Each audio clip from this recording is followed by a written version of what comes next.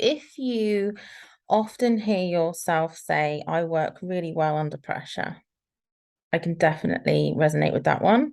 I work really well under pressure. This is known as the performer personality type of procrastination. And essentially, what is happening is you are shrinking time in order to force yourself to focus on a task that you want to complete. By shrinking that time and telling yourself that you believe that you perform well under pressure,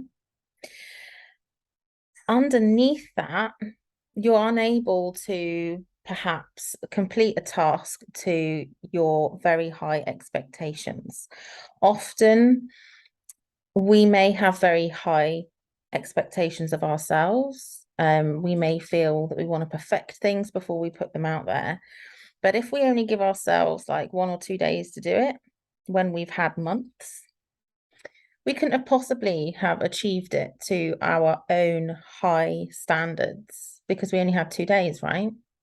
So therefore, we're able to offset that feeling of needing to be perfect. So that's usually what's going on underneath the surface level of hearing yourself say that I work well under pressure. So what is our biggest challenge if we are this type of person? Getting started is really, really hard. Okay, we're focusing on the end point. So the solution is to flip it upside down.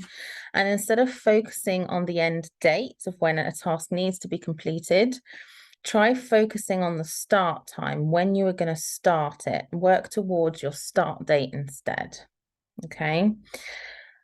Then, not just working on the mindset, as always, somatically, you do want to address those feelings that are coming up within you that are perhaps sitting around the feeling of needing to get things done perfectly. Where is that coming from? Ask yourself, why am I feeling this way? What habits have you developed? Where does it feel in your body to feel like something may not be done perfectly? What gut-wrenching feeling does it give you? Is it in your gut? Is it somewhere else?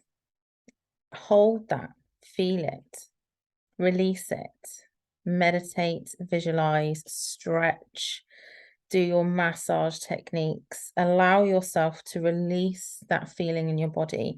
Tap the fact that it is okay to not have to be perfect, that just doing it is amazing.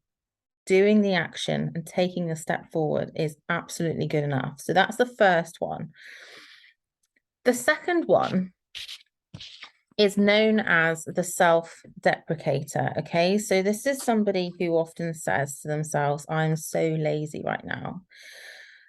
If you believe that you are really, really lazy, you're actually in life, in reality, probably the complete opposite. Keeping yourself always, always really, really busy with other little tasks. So the reason for this is that when you don't do something, you don't have to be hard on yourself. Otherwise, you are extremely hard on yourself for not doing that one thing. The missing piece here is always self-compassion.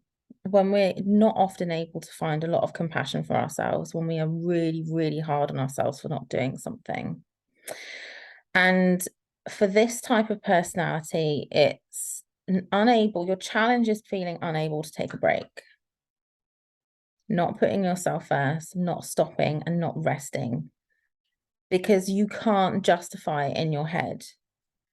Because you've perhaps learned throughout your lifetime that not doing something is lazy. That message you may have grown up with that message through external sources around you in your environment.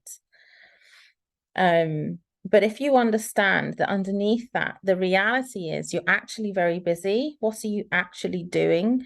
The tasks that you're doing on a day-to-day basis to prove the fact that you are not lazy will help combat the fact that you are telling yourself that you're a lazy person. So yeah, the solution to this one is to give yourself time to break, to stop, to recharge, go outdoors, get outdoor life, natural senses around you, fresh air, and make it a daily priority. If it sounds too hard to do that, make the time really short, 10 minutes.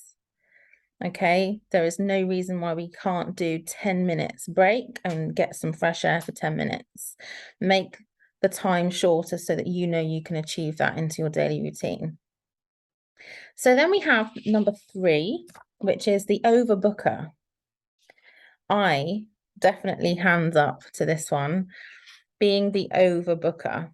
I'm so busy. Do you hear yourself say, I'm so busy right now? And that's why I'm procrastinating on this one thing that I really want to do.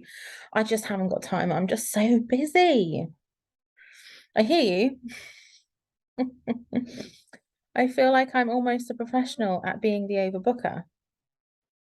So you are a pro at filling your calendar with engagements.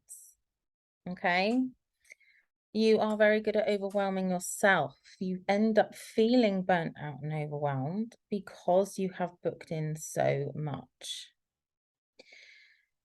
In reality, what's lying underneath this one is our busyness is often an excuse to avoid the one thing that we don't want to do. Okay. You create chaos to avoid something. So the solution here is to get really real with yourself, hand on heart, and ask, what am I really avoiding? And again, this is a really good one for going into your body. Deep breathing routines. Do your body check during a meditation. If you like music, you can use music as well. Ask yourself, what am I really avoiding? And pick up on where you are feeling this in your body. What is the fear? Okay.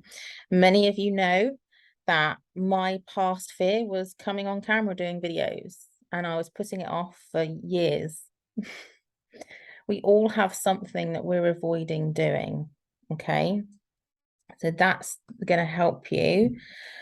And then once you overcome that fear because you've addressed it and you've worked on it and you've given it the love and support and compassion that that fear needs to be heard, all of a sudden your calendar is emptier. There is more room for you to just sit and breathe with yourself.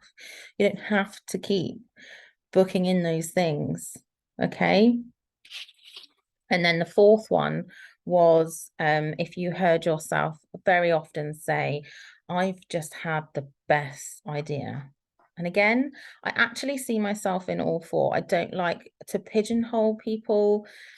I don't like that for myself, and I don't like that in how I share content and support and resources for you to help you with this, because you can find elements of yourself in all personality types. But this one, again, for me, resonates well. I just had the best idea. Oh, I'm just getting distracted by this new shiny thing over here. And I love calling this one the shiny object syndrome, because that's exactly what it is. This one is called the novelty seeker. So is this you? You take on loads of projects. You may start something, you may find yourself bored a week later. I often find myself starting things and not finishing them. Is this you? I tend to say to myself, well, I'm experimenting. It's all an experiment. It is to find your way, to find your passion, to find your motivation, to find your purpose and what really lights you up. It is an experiment. You do have to experiment with lots of different things. However, there's experimentation and then there's total distraction away from the one thing that you really want to do, and therefore you find yourself unable to complete it. Okay, so your biggest challenge here, if this is you, is completion. And one of the biggest issues with this one is loss of time and burnout, because all of a sudden you've become so distracted, a year has gone past. Okay, You've also perhaps started so many different things, you've spread yourself too thin, and you feel yourself physically burning out. So, a solution for this one. This is more of a management solution, which is really handy. Stick your idea onto a post-it note because it's yay big. Okay, I love post-it notes because you can't put too much on it. One idea, stick it. Stick the idea and create a new rule for yourself. You don't start the next idea until you have finished or at least decided you've binned it and you're not going to do it anymore. Okay, so whilst that might sound like a contradiction, especially if you're a woman in business, you may have come up with an idea, you may have started a task, that you may have decided halfway through that actually this is the wrong route for you, and that's fine. Bin it so that you can allow more space in your mind so that you don't feel guilty for having not done that thing. You just realize that thing is no longer good for you and your business or your life. But the idea here is that you don't move on to the next post-it note until you've completed the previous one. Okay, so you're after completion. And every time you complete a small task, you increase your confidence, your self-esteem, and your feelings of worth, that you can trust yourself to complete the process. Okay, so I hope that was really helpful today. For absolutely amazing things that a lot of us hear ourselves saying to ourselves all the time. And those are just some tips to help you manage those things. So take care, have a great weekend, see you again soon.